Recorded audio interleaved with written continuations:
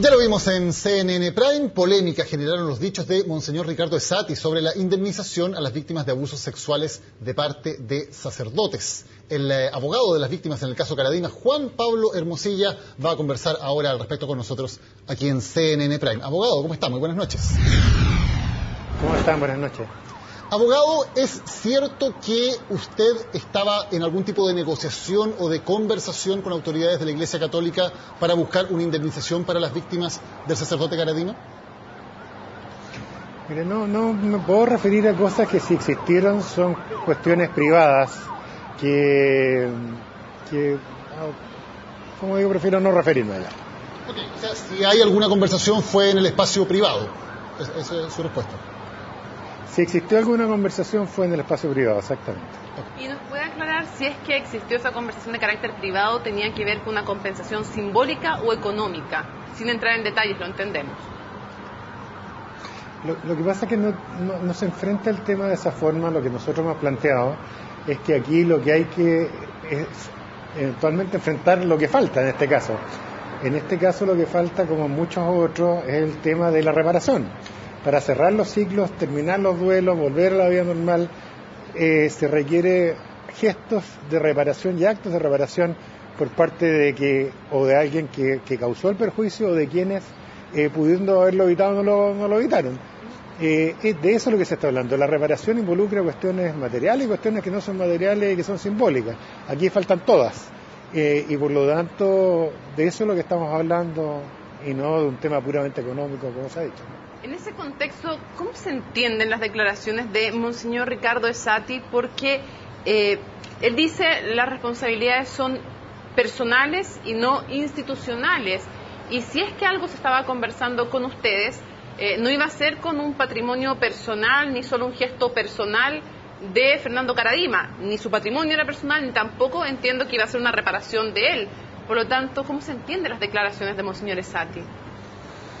La verdad es que a mí en lo personal me sorprendieron mucho, no logro entender el sentido de esas declaraciones. En mi opinión no se ajustan ni a ciertos deberes éticos, ni tampoco a la situación legal. En Chile el régimen legal es bastante claro, como en todas partes del mundo occidental, de que si hay una autoridad eclesiástica de la cual depende un sacerdote que pudo haber evitado los abusos y no los evitó, responde el sacerdote y responde además la diócesis o arquidiócesis.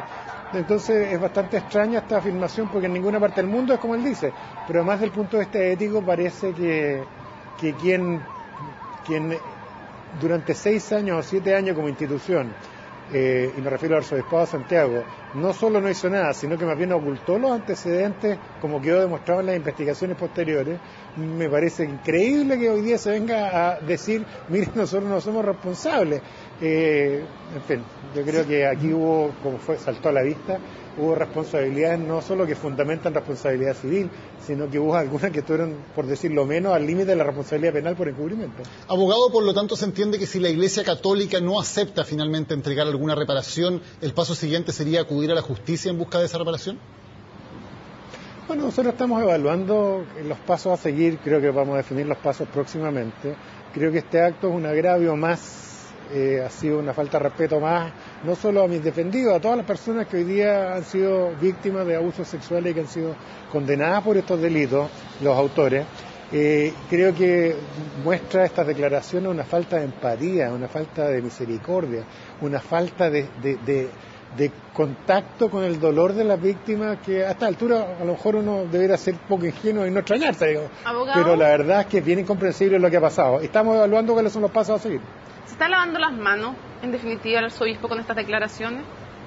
Bueno, eso es lo que yo entendí claramente, por eso que las hay ofensivas, ¿no es cierto? Porque después de todo lo que apareció en este caso, de las declaraciones de sacerdotes que contaban cómo habían dado cuenta de estos hechos a las autoridades del arzobispado de la época y cómo el arzobispado había decidido no hacer nada, cómo el propio Vaticano tiene que intervenir para sancionar estos casos porque acá no se fue capaz de resolver el problema, me parece inaudito que se hagan estas declaraciones. Precisamente uno de los argumentos es que la Iglesia Católica chilena, al menos eso era lo que decía el obispo Goich, decía no sé de dónde se podría sacar eventualmente la plata porque no la tiene. Si ese fuera el caso, ¿debería llegarse a responder si es necesario el Vaticano? O sea, la Iglesia como institución mundial debería responder si el dinero para una reparación no existe en Chile. Mire, yo puedo hablar desde el caso que yo conozco, por lo menos. Esto se produce en el ámbito de la pía unión sacerdotal, que lo único que no le faltaba eran bienes. Por lo tanto, esa afirmación me parece una especie de acto de demagogia general, porque por lo menos en el caso nuestro no es así, digamos, para nada.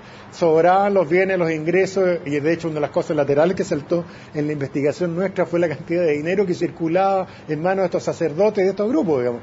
Por lo tanto, no sé a qué se refiere, por lo menos en nuestro caso, con que aquí habría una especie de situación de pobreza extrema, cuando lo que presenciamos y lo que surgieron en la investigación era exactamente todo lo contrario. Pero como principio genérico, abogado, más allá de este caso, si es que no hubiera en alguna otra ocasión fondos para responder, ¿se termina la responsabilidad en la iglesia local o esto debiera escalar hasta el Vaticano?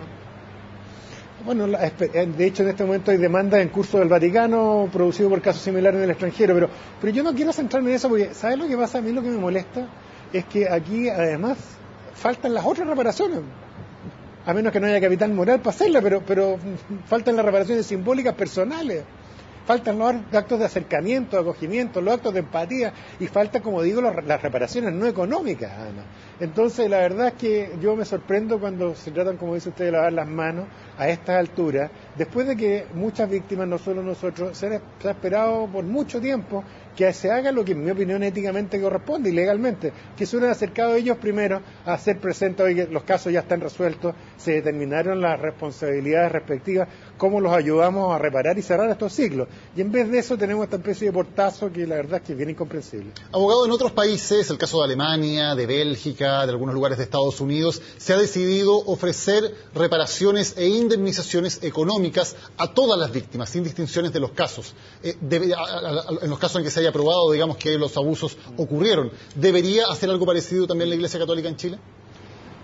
A mí me parece que sí, pero a estas alturas la verdad es que estoy un poco desorientado sobre la visión estratégica que tienen algunos obispos sobre el tema, pero evidentemente a mí me parece que ese es el camino a seguir.